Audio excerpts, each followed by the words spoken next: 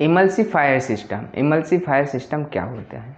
पहले तो जानिए इमल्सीफायर क्या होता है। इमल्सीफायर होता है कि मतलब कि पेनिट्रेंट को रिमूव करने के लिए हम इमल्सीफायर का यूज करते हैं।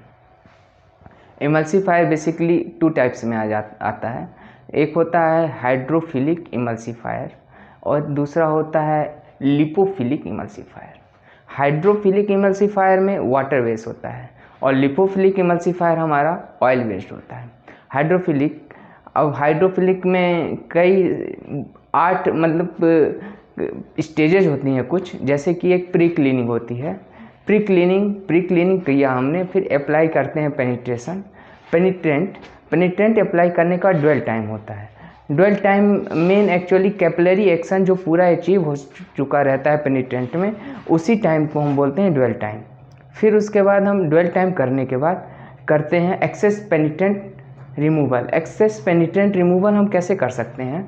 इसके लिए हमको पहले क्या करते हैं, हम एक्सेस पेनिट्रेंट रिमूवल के लिए वाटर वॉश करते हैं, फिर इमल्सीफायर लगाते हैं, फिर वाटर वॉश करते हैं।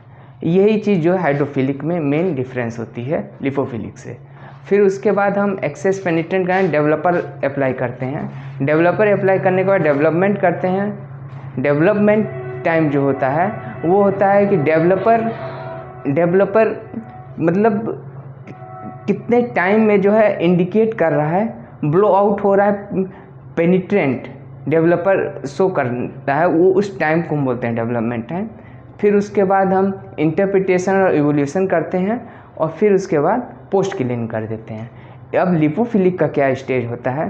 पहले प्री क्लीनिंग करते हैं। प्री क्लीनिंग के बाद हम अप्लाई करते हैं पेनिट्रेंट अप्लाई करने के बाद ड्वेल टाइम, वही चीज़ कैपिलरी एक्शन हुआ। अब एक्सेस पेनिट्रेंट रिमूवल करते हैं। एक्सेस पेनिट्रेंट रिमूवल यहीं पे मेन डिफरेंस होता है कि हम इमल्सीफायर लगाएंगे।